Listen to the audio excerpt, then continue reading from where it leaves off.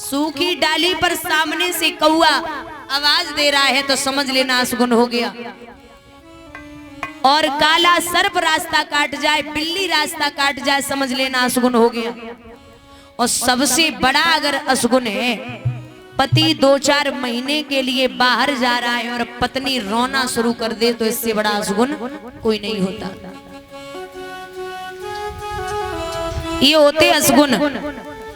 सगुन ये होते हैं आपका काम कहीं फंसा हुआ है, पड़ा हुआ है, और आप किसी काम से घर से निकले और फूलों की भरी टोकरी लेकर के कोई निकल रहा है सामने से, समझ लो काम पूर्ण हो गया। कोई गाय बीच रास्ते में अपने बच्चे को दूध पिलाती हुई मिल जाए, समझ लो काम पूर्ण हो गया। मंदिर से घंटे घड़ियालों की आवाज आ रही है, धूप बत्ती अगरबत्ती की सुगंध आ रही है, समझ लो काम पूर्ण हो गया।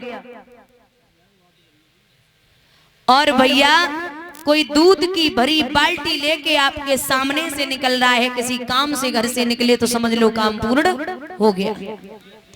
माताएं विशेष ध्यान दें, आप 2-4 काम घर में ऐसे करती हैं जिसे करने से घर में 100% गरीबी आने के चांस रहते हैं।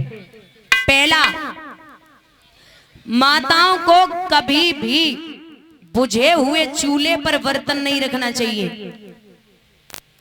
शाम को घर में कभी झाड़ू नहीं लगानी चाहिए,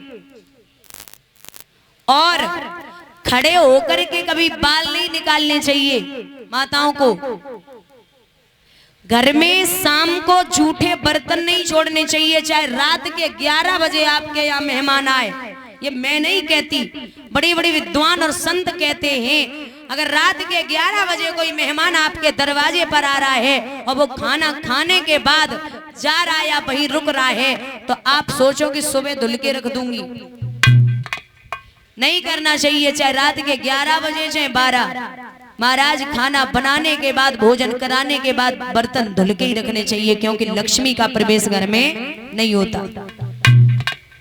और अंधेरे में कभी भोजन नहीं करना चाहिए, कितनी भी तकलीफ हो तब भी। और एक माताओं की आदत होती है, शाम को आटा लगाती और आटा बच जाए तो फ्रिज में रख देती है।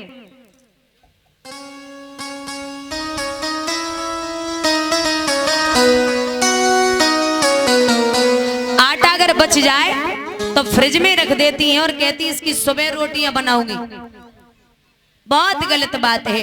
परीक्षित ये कहावत है और विद्वान कहते हैं कि शाम का रखा हुआ जो सुबह उसकी रोटियां बनती आटे की, वो एक मुर्दे के समान होता है। आटा पिंड का रूप धारण कर लेता है, इसलिए शाम को ही चाहे जानवर को डाल दो, चाहे पड़ोस में खाना न बना हो उसे दे दो, लेकिन उसकी रोटियां बना के न खाओ। आप लोगों ने एक चीज देखी होगी कि पहले जब किसान लोग हुआ करते थे, किसान, तो वे मिट्टी का मटका मंगाया करते थे, गागर। वो खेतों पे जाते थे तो उसी का पानी पीते थे, काम करते थे। तो अब फ्रिज का पानी है, कहीं बाहर से आओ फ्रिज का पानी पी लो, तुरंत बीमार हो जाओगे। कभी भी गागर का पानी नुकसान नहीं करता। यहाँ तक आप कुकर में दाल बनाना, शाम वाली दाल आप सुबह वाली दाल शाम को बेस्वाद लगेगी, लेकिन आप मिट्टी की हांडी में दाल बनाना और वो 3 दिन तक खा सकते हो।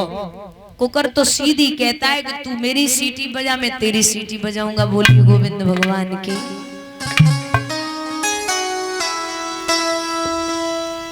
तो माताएं विशेष ख्याल रखें। वहां जब अशगुन हो रहे हैं, हुआ ऐसा,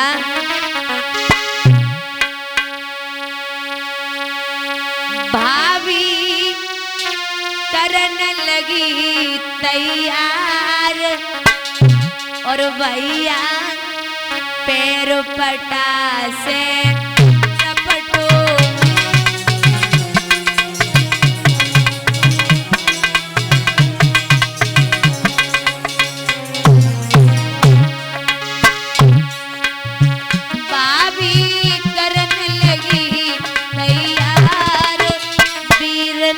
पैर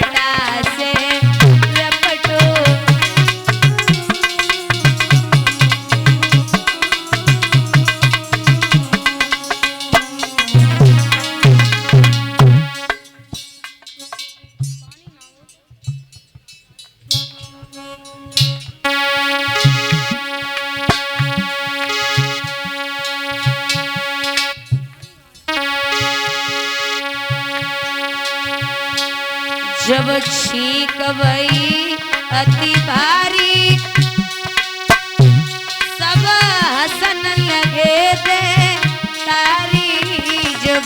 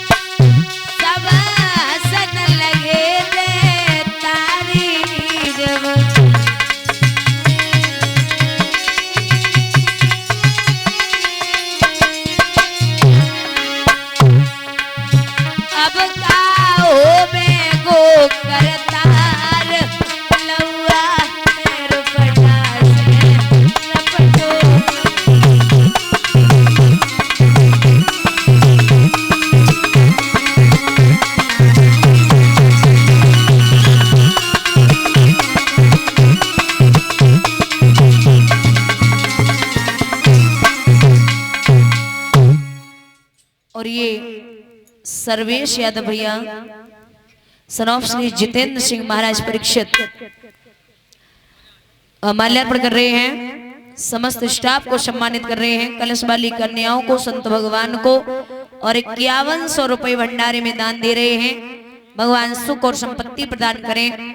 ठाकुर जी का आशीर्वाद परिवार पर बना रहे। जो भी इच्छाएं हो वो पूर्ण हो, यही अभिलाषा और आकांक्षा है। बोलिए गोविंद भगवान की। बंधुओं,